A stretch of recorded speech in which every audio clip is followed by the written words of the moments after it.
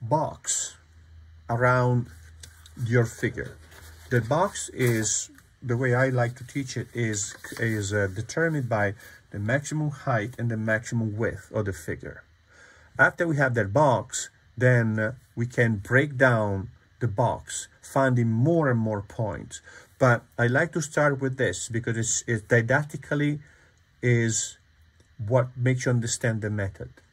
Later, you don't need to use this. You can start for a little bit more advanced method, but start with the box is easier, right? So the box. So I want to find now the ratio between height and width to create a rectangular shape, in this case here, that contains my figure. So I would say that the height, sorry, the width fits into the height 1 1/3, 1 1/4, right? So let's take 1. 1 is going to be the width, right? And then take now, block in the height, and then 1 1/4 or 1 1/3, right? So this would be about 2, 3, I would say here.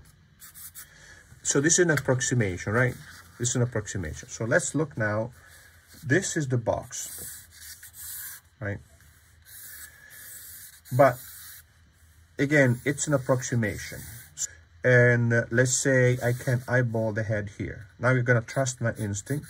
So the head is going to be here, right? Oh, this is kind of similar. Okay. But the head is going to be here. So the arm is going to be, so I eyeball also the chin, right? And if I look at this, I see that it's a rectangular shape. So that's the head. The hand is, the top of the finger is along, see that, line up with the chin. See that? The finger is lined up with the chin here. That's the finger. So now we have this, right? Makes sense, this. Of course, that is, down here is the foot, right? Where the foot is here, right? But we could now go from here to here and from here to here, right? So what is here, right? What is that? It looks like it's kind of halfway between the hand and the foot. Let's see if it's true. Finger. No, it's a little bit higher. All right. So if this is the space, it's not halfway. It's a little bit closer to the hand. Let's see if now I have the same relationship. All right, a little bit lower here. Now that's the hand. That's the knee, right? That's the knee, more or less. The knee is gonna be here, right? But the knee is, as you can see, it's a little bit more in compared to the hand. So then it's not going to be along this line here, it's going to be here. So now I could do this, right? And from here I go out to the foot here. Oh, that shoulder here, right? That shoulder here is a little bit lower than the chin. See that? A little lower than the chin, which is now about here. But is not as wide as the hand, right? So it stops, let's say here. Now that's the head here, right? From here goes down to the hand. What is the hand? Well, we established the knee. The hand here is a little bit lower than the knee. Let's say it's here. So that's the hand is here. I'm guessing, right? We're guessing. It's all guessing, right? And from here now I have, from this hand in here, which I kind of know what it is, I go down to this foot, like that. Okay, the neck. I'm cutting this corner now, right? This corner here, neck. That's the shoulder here. And then we have now this arm. We can block in the arm straight down like this, right? See the arm, what it is right tangent to the back of the head. Tangent to the back of the head, right? what is this? I'm looking at this space in here, which is quite big, see that? And it go down like that, right? Make sense?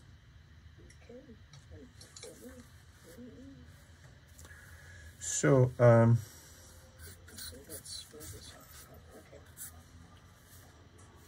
mean, quantum theory makes sense too, but I don't understand it, right?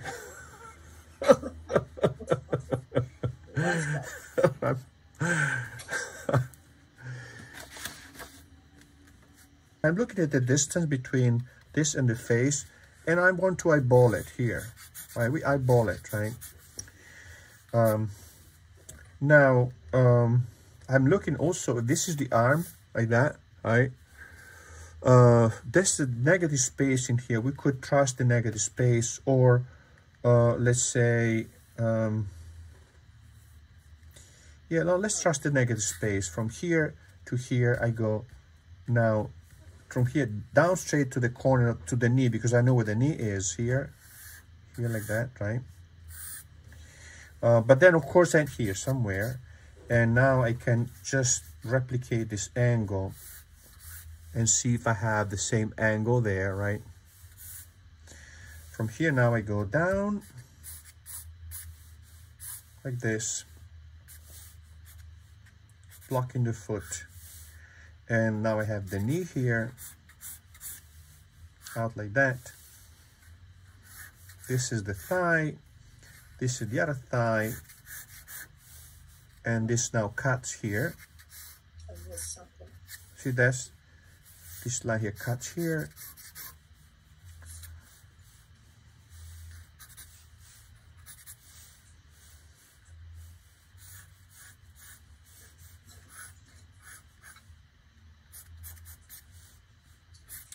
And then the other foot is down here. So I'm looking at this, right, coming down with this and bringing this up. So I'm gonna look at this space in here. See that, this space in here, and maybe this space in here is a little bit too big. So I need to move the head to the left. Move the head to the left here a little bit, right? Trying to replicate the same space. Of course, now the rib cage and the armpit here, see that is more or less at the level of the back of the head. So it's here. I have a change of angle here, here. So 1, 2, 3. See that? And they look kind of similar in length, right? So 1, not really exactly the same, but kind of, right? 1, 2, 3. And now this looks too big, right? The ribcage looks too wide. So let's see. I'm looking again at the side of the ribcage here, coming up like this. What is in relation to the face? It's this much, right? So maybe here, down like this. Then we have a change of angle. This portion of the ribcage, right? This portion of the ribcage goes down fairly straight, right? Fairly straight. And then for a small space, so I have 1, 2, 3, right? So 1, 2, and 3. The hips and the leg. Here, that's the leg, right? From here, go in, because that's the end of the knee here, and then from here down the shin and the foot. The calves is gonna be back here, 1, see that, and 2. 1 short and long, so 1 and 2. So now if I look at the leg of this guy in here, I'm thinking, maybe the leg of my guy a little bit short. So maybe I want to make it a little bit longer. Meaning in the end, he has to look good. So don't relinquish your aesthetic sense to a measurement. He has to look good. If it doesn't look good, you do something, right? The navel is, and this line here, and they look similar. They look okay, right? So it means that as I break down this figure in its component and they all fit, all these measurements start making more sense. It's like, again, a puzzle where all the pieces fit together because they are the right measure, right?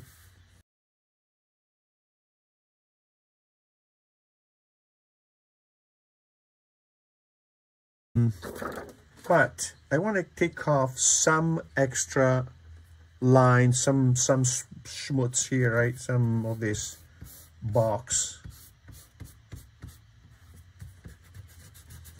which we don't need anymore, right? And then maybe lighten up a little bit the mark, and then move on to the tonal rendering, right? So we're gonna find out the light mass and shadow mass, right? Clean it up a little bit, and then I'm gonna go over it with the line again, refining this a little bit further, right? So see, because you don't want so I'm cleaning it up now, right? So I want to have fewer lines, right, to make a more specific, more clear decision which one is the right line, and at the same time also find a little bit more of these curve, right, these little planes, right?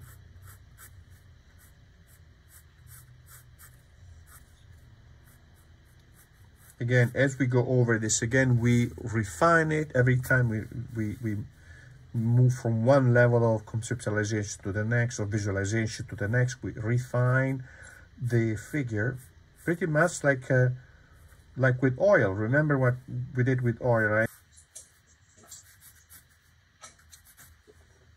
Deltoid. Look at the deltoid curve. The deltoid here close to the chin is here, right? This volume here. Look at that, the deltoid here, see that here? So now we see all these pieces of the puzzle, right? Piece of the puzzle. If that line here divides this big empty space into two now known entity, which is the deltoid having the same kind of pattern here, and the pectoralis have the same pattern here, then it means that gradually we are becoming more and more accurate, right? Here, same thing. It's like 1, 2, 3. See that? Actually 4. 1, 2, 3, 4. Beautiful, right? See that? So 1, 2, 3, and then 4 the bicep. And so the bark plates are quite useful to practice. So if you have time to do them. So now the bark plates, you will see that what they do, they mark the pattern of the shadow mass right here.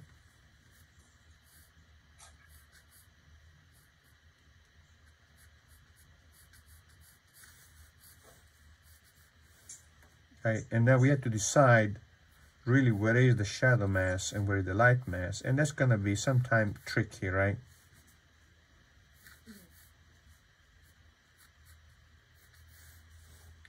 So now I block in the light mass, the shadow mass here. Instead of doing everywhere, I want to block in now the shadow mass to show how to do it. So we do this here.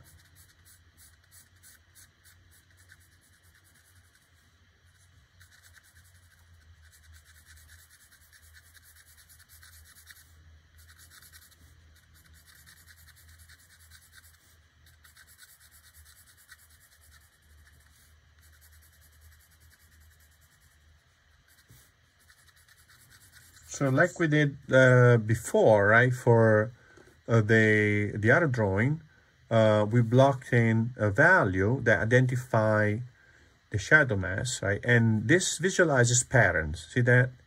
So we visualize patterns, and those patterns are going to be easier, much easier to appreciate, to see if I have the same pattern in there, if I have it here, right?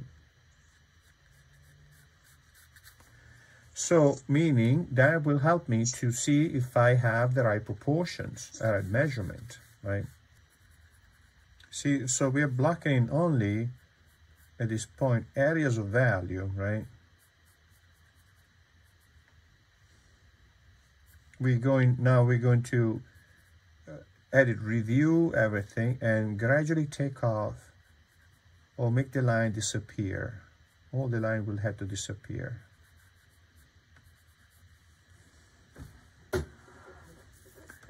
So now here,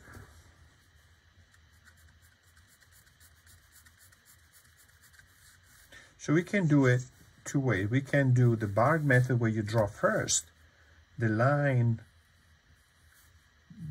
of definition between, or distinction between light mask and shadow mask, and then go over it with the value right here, block it in, or certain point you can just trust your instinct, right? And then look at this and you say, all right, that is a little bit of a shadow mask here. So just blocking the shadow mask like that, right?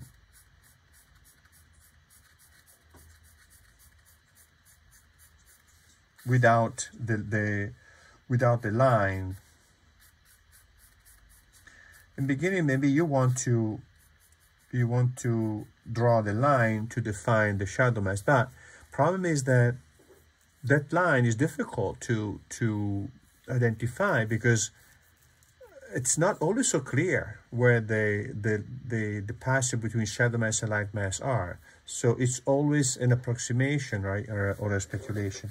So, but it can help. It can help in the beginning to kind of block in a line here and say, okay, that is, I decide that is the passage between light mask and shadow mask here and here, right, and then here.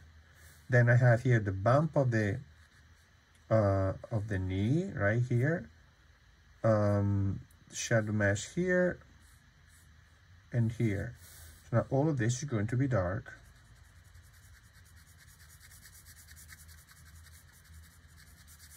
It's really more an exercise to learn to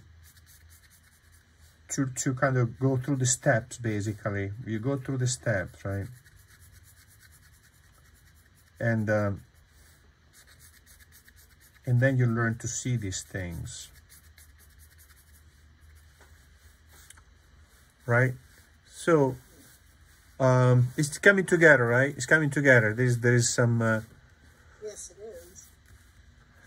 It's perfect. But you really want to think of this as a blueprint type of a building, and first you see the blueprint, see what is that. You don't see the building. You see like a bunch of guys hammering and pouring concrete at what is going on. And then you see the building done. So it's the same thing. You have a way of planning all of this, but in the early stages of the work, you don't have an idea. I mean, you do, but you know, it doesn't show what it is that you're going to look like in the end, right?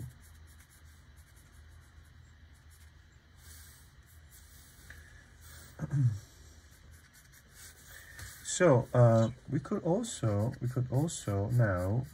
block it, take the blending stump and see if we can smooth that value, right? And quickly, right? What I want to do now with you quickly before we say goodbye. See that now we smooth that. We block in a little bit of a light mass because a lot of choices have been made already, right? Copying the figure is much harder than copying the drawing, right?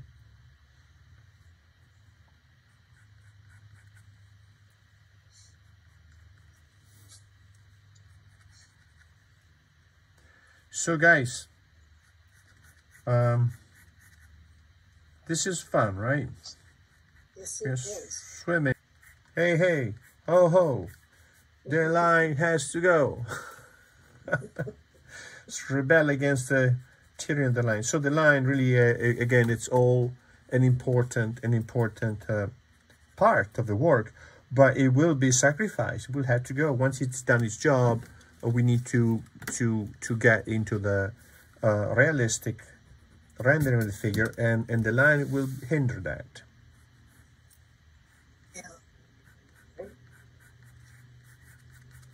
All right, guys. Thank you So if you have much. any questions,